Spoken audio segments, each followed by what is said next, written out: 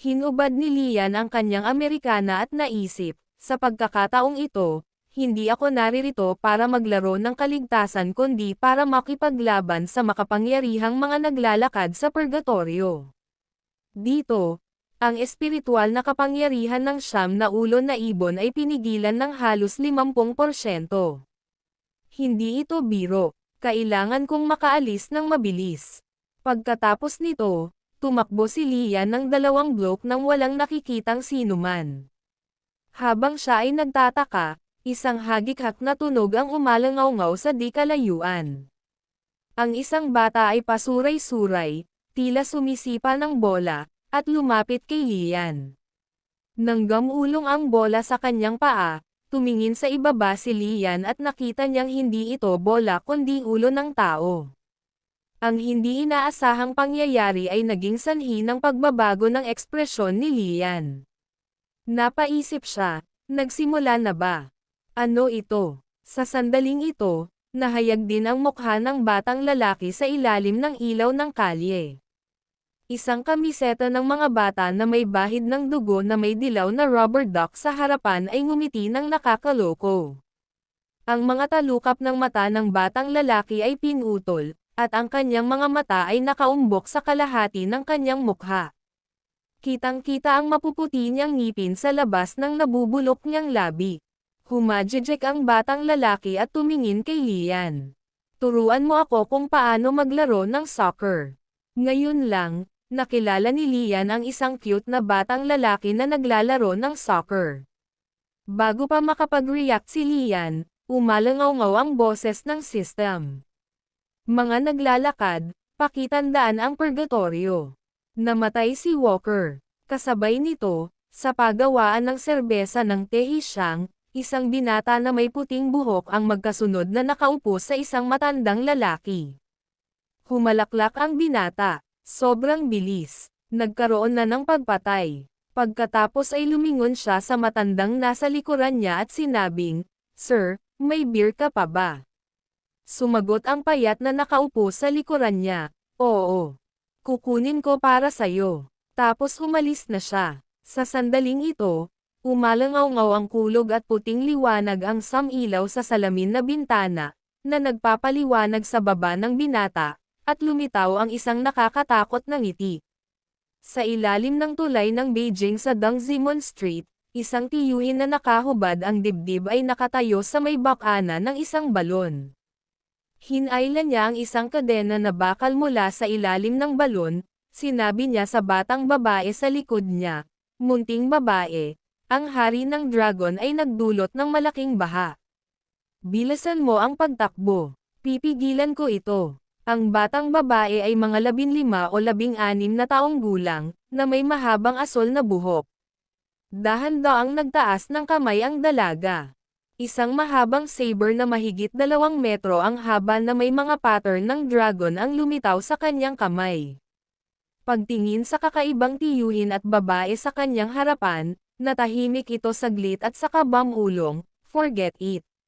Mas mabuti ang kaunting trabaho." Ngunit nang siya ay tumalikod, nasa kanyang harapan pa rin ang balon at ang lalaking may parehong salita. Kumunat ang noo ng dalaga at tumalikod, ngunit iyon pa rin ang lalaki. Naisip niya, parang mas marami lang ang magagawa ko. Hinawakan niya ang dragon saber, dumiretso sa lalaki, at hinawakan ang kadena. Tinulak niya ng malakas ang kamay niya, at sinaway niya si Uncle. "Matanda ka na kaya hindi mo na kayang maghugot ng kadena. Umuwi ka at mawala ka." Pagkatapos ay hinailan niya ng malakas ang kadena, at paulit-ulit na umalangaw-ngaw ang tunog ni Kangkang, at unti-unting tumaas ang pulang usok. Habang siya ay nagtataka, ang tunog ng dagandong ng dragon ay umalangaw-ngaw sa kalangitan kasabay ng kulog. Bumalik ang imahe sa gilid ni Lian. Sa ilalim ng madilim na ilaw ng kalye, ang baluktot at dagwang mukha ng batang lalaki ay nakatitig kay Lian. Itinaas ni Lian ang kanyang paa at dinurog ng malakas ang football ng tao. Pula at puting likido ang tumalsik kung saan-saan. Pagkatapos ay sinabi niya, na may mahigpit na mukha, "Ikaw bastard.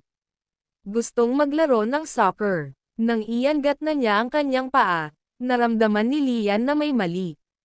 Ang kanyang kanang paa, na ginamit niya sa pagdurog ng ulo, ay itinaas ng hirap, na hila-hila ang isang pulang sinulid sa lupa.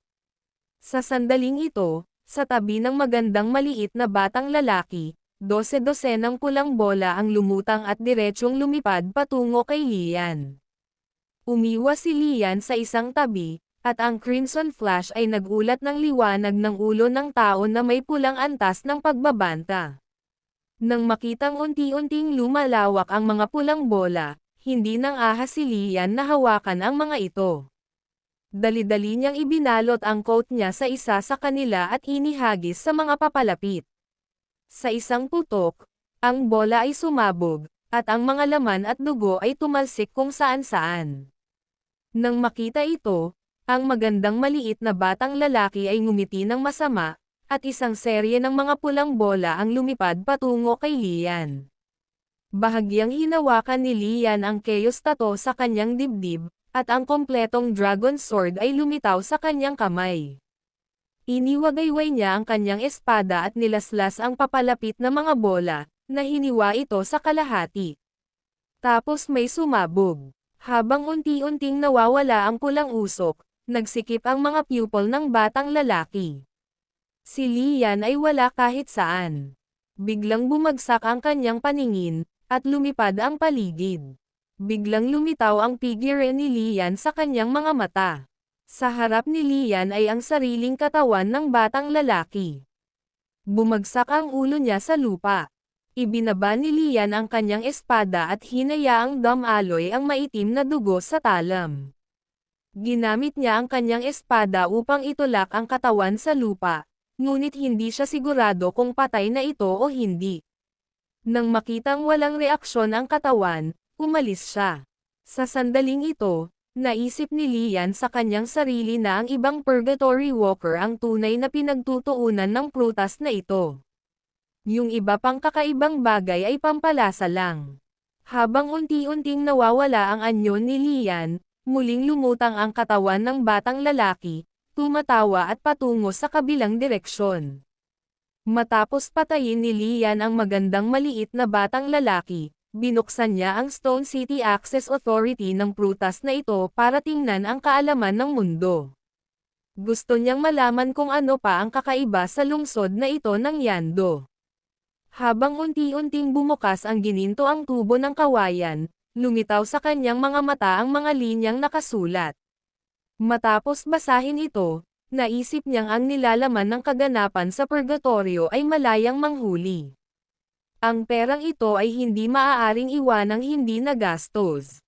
Pagkatapos ng lahat, sa mundong ito, kapag mas naiintindihan mo, mas malamang na matatalo mo ang iyong mga kaaway. Katulad ng pagkakaroon ng Dongyu Bailu, mas mabuting lumayo. Umalangaw-ngaw ang boses ng sistema. Gumastos ka ng 100 purgatory point. Natanggap mo ang mga tala ni Koi. Sa sandaling ito, isang masalimuot na mapa na may magkakapatong na mga bahay ang lumitaw sa isipan ni Lian, kung saan ang mga estinita ay nagkulong sa isa't isa at maraming lugar na may marka ng mga pulang tuldok.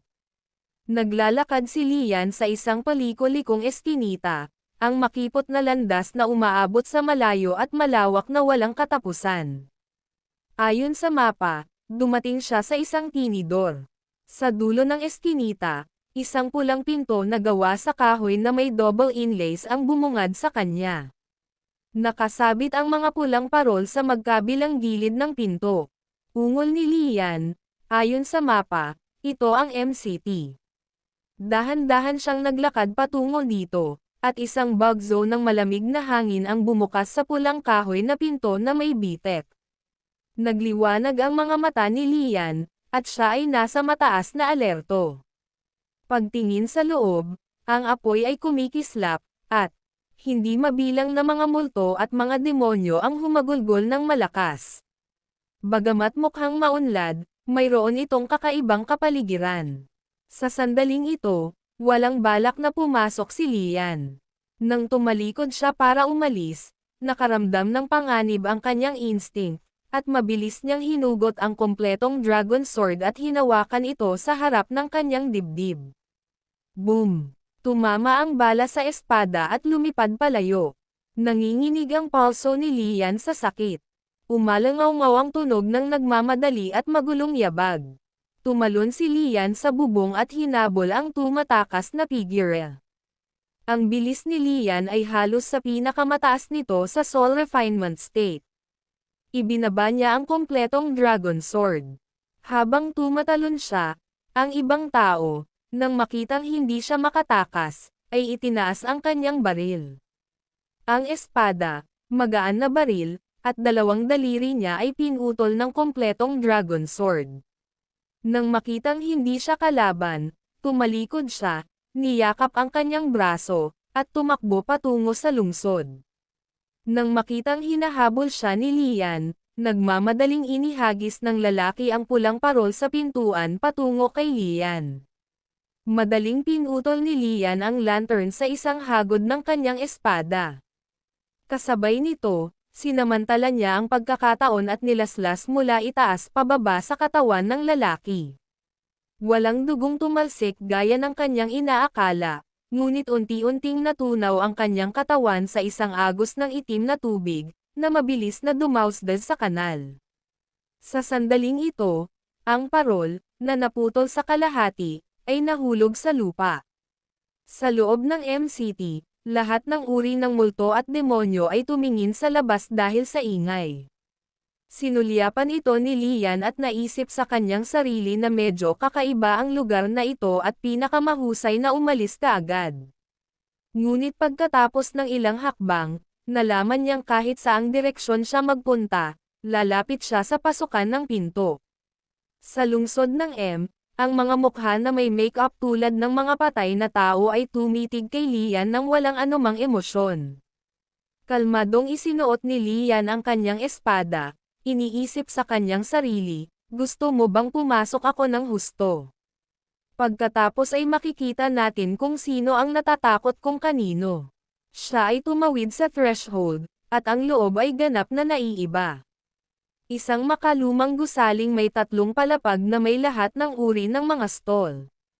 Lumapit kay Lian ang isang nasa katanghaliang gulang na lalaki na nakasuot ng itim na sombrero at puting scarf.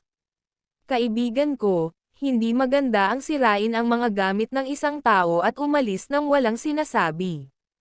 Inilabas ni Lian ang 2 perang papel na kakapulot lang niya at ibinigay sa kanya, nagtanong, sa tingin mo ba sapat na ito?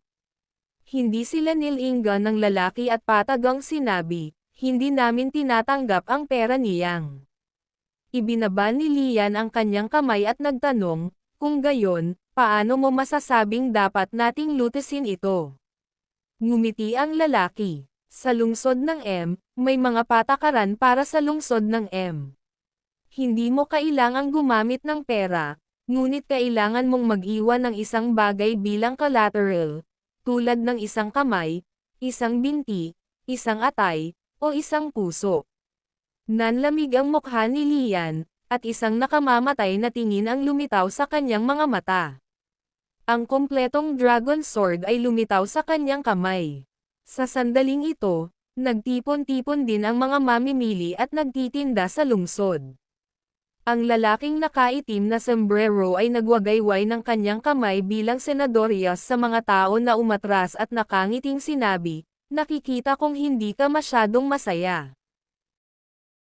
Upang umatras at sinabing may ang galit, nakikita ko na hindi ka masyadong masaya, kaya hahayaan kong lahat ang maghusga at hahayaan kang kumita muli. Nang marinig ito, ngumiti si Lian ng mapanokso at nagtanong, paano kung hindi kita hayaang kumita muli? Ikan-away niya ang kanyang kamay para gawin iyon ng lahat. Kailangan nating harapin muli ang isa't isa. Kung hindi ako nagkakamali, pagkarinig nito, binato siya ni Lian ng piraso ng imperial na ginto. Pagkatapos ay sinabi niya, magkano ang halaga nito? Nang makita iyon ay tila tinanggap ng lalaki. Patuloy niyang sinabi na kanya ito. Ibahagi at nawala siyang kinalaman sa umaatake. Kinuha ng lalaki ang Imperial Gold at tumawa ng malakas. Isa kang mabuting tao. Maraming magagandang bagay dito, kapatid. Huwag mag-atubiling maglaan ng iyong oras. Nang makitang hindi na nagpapahirap sa kanya ang kabilang partido, tumalikod si Lian at umalis. Sa sandaling ito, ang lalaki ay naghagis ng isang bagay patungo sa kanya at sinabing, "Zhang mo. Hindi ako manloloko ng iba. Ibinibigay ko ito sa iyo." Nahuli ito ni Lian, at ito nga. Isang gusot na pakete ng sigarilyo. Sa COVID ay isang larawan ng isang batang babae na nakasuot ng mahabang damit. Ang mga sigarilyong Golden Rat ay isang mataas na kalidad na nagagamit. Presyo sa isang piraso ng sariwang tao. Ang laman, na nagpapataas ng kapangyarihan sa paglukso ng napakaliit na margin. Pagkatapos ng paninigarilyo, kalkulahin ang minanang estado. Bumilis ang tibok ng puso ni Lian, at nagpasalamat siya bago umalis ng pinto. Sumara ang dalawang pinto. Hindi komportable si Lian at naisip niya, MCT, tiyak na hindi na ako babalik. Pagkaalis ng MCT, bumahing si Lian. Habang naglalakad mag-isa sa kalsada, isinuot niya ang balabal ni Smith at Bamulong, napakalamig. Kasabay nito, sa pinakamataas, Primordial Academy, ang tatlong henerasyon ng mga bulaklak ng bansang Chino, ang Imperial College, isang lalaking nakasuot ng metal-rimmed na salamin na tumitig sa balbas ng isang mataas na opisyal. At naisip, ang kaluluwa ng matanda. Dean of the Imperial ay para sa akin na makapasok sa tuktok o kahit na ang susi sa Sublimation Inheritance. Gusto niyang i-absorb iyon, ngunit hindi ngayon ang oras para mag-aksaya ng oras.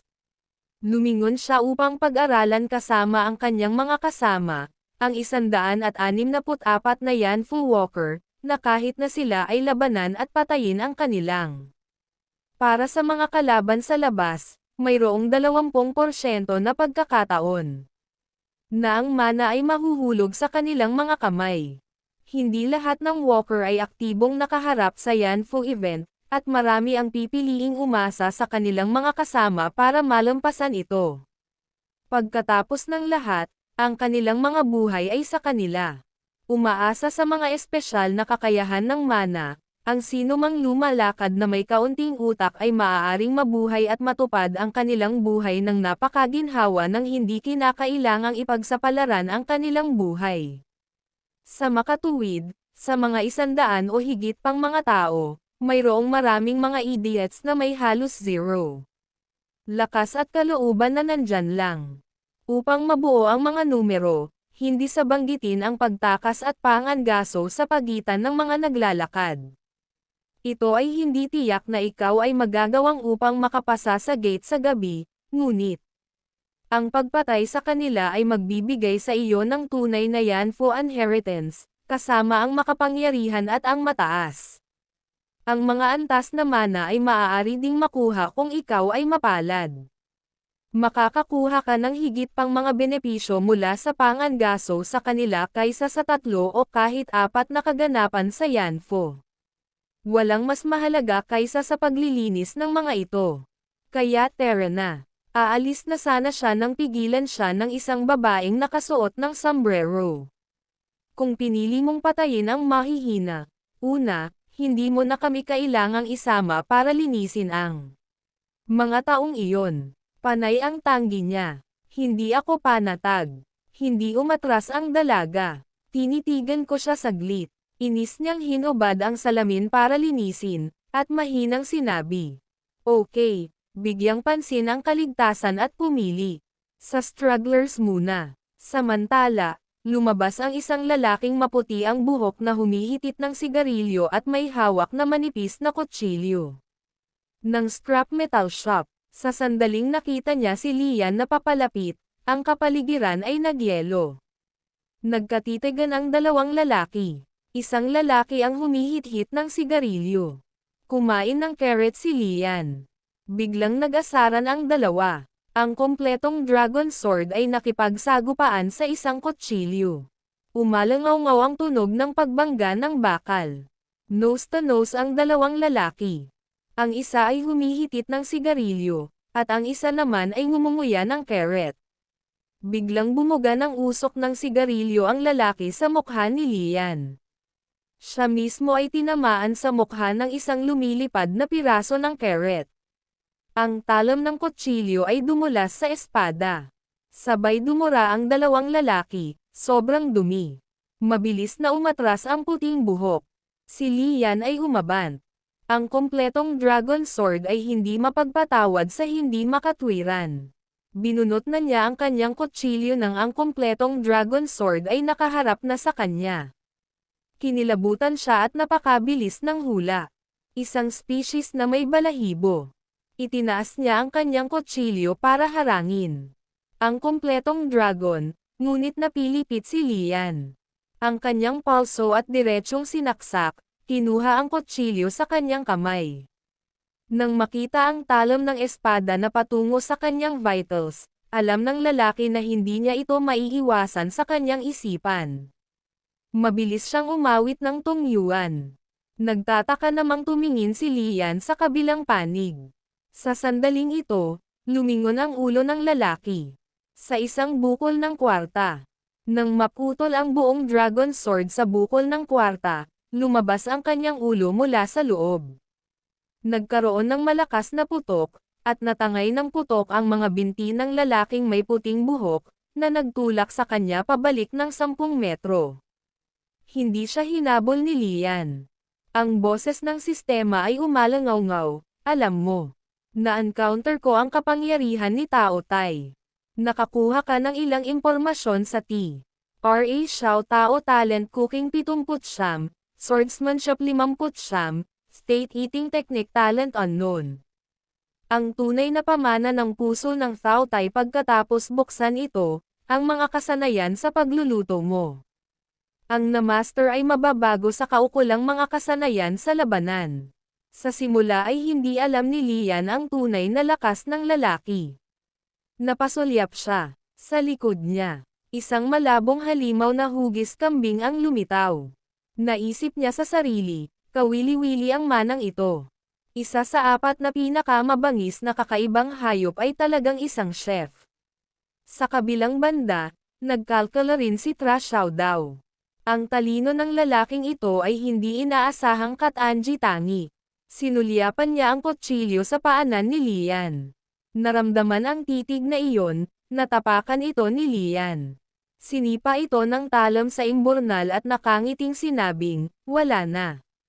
Iniluwa ni Tra Xiaodao ang kanyang sigarilyo. At umungol ka, ikaw na maliit na bastard. Gumamit siya ng pampasabog na bigas para sumugod kay Lian.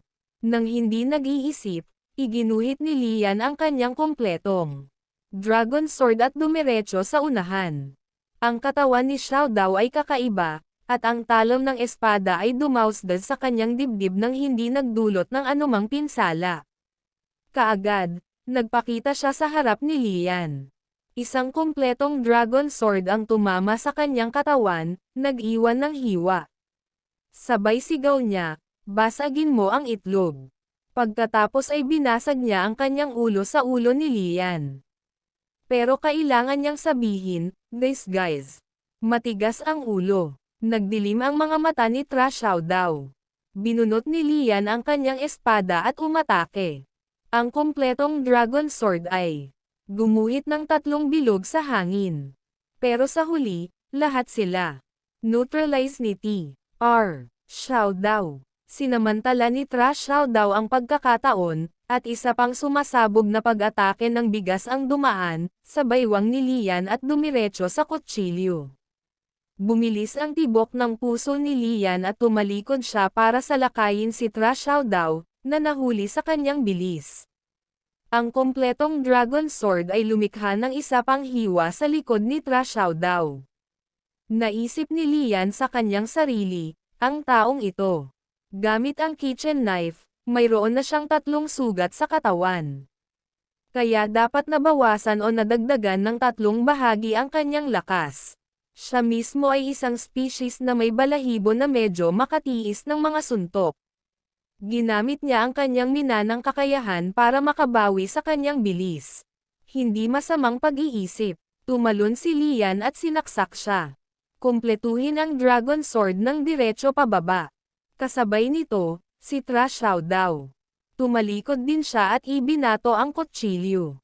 Isang kumpletong Dragon Sword ang nasaksak ng 3 cm sa tiyan ni Trash Xiao Dao. Habang ang kutsilyo ay hinarang ni Lian gamit ang hilt ng espada, si Lian ay nakatitig sa malamig na mukha ni Trash Xiao Dao. Biglang bumangon ang hindi maipaliwanag na sakit mula sa kanyang braso. Sa kabila ng malakas na kalooban ni Lian, hindi niya maiwasang mapasigaw sa sakit. Ang dugo mula sa kanyang pulso ay kumalat sa siko ni Lian at nabuo ang isang manipis na layer ng laman na binalatan na parang balat ng mansanas na binalatan. Ito ay isang malagim na tanawin. Sinamantala ang sandaling iyon, muling gumamit ng pasabog na bigas si Trash Xiao Dao. Nakatutok ang kutsilyo sa lalamunan ni Lian. Bigla siyang nabigla. O hindi, nagmamadali niyang ginamit ang tungyuan upang ipagtanggol ang kanyang sarili, at isang patong ng kwarta ang bomb-alot kay Trash Xiao Dao. Ngunit ito ay walang silbi. Nagkaroon ng malakas na putok, na sinundan ng trahedya na hiyawan ni Trash Xiao Dao. Sa sandaling ito, isang manipis na layer ng yelo ang lumitaw sa ibabaw ng Dao. Mayroon pala itong si Lian. Na-activate lang ang blood coagulation. Kapag pinasabog muli, makakaipon ito ng 30 freezing point ng pinsala. Ang nagyelo na sugat ay humadlang sa paggaling at nawala. Ang mga paggalaw ng enerhiya ay naging matigas. Hinatak ni Lian ang kanyang kaliwang kamay, at lumitaw ang isang dilaw na papel. Idinikit niya ito sa kanyang nasugatan na kanang braso. Ang sugat ay gumaling sa isang nakikitang bilis. Sa sandaling ito, tumutunog ang pasabog na bigas. Sa loob ng kwarta, at pagkatapos ay isang gintong liwanag ang bumaril mula sa loob. Sa sandaling sumabog ang kwarta, si Xiao Dao, na puno ng mga sugat, ay tumalon palabas.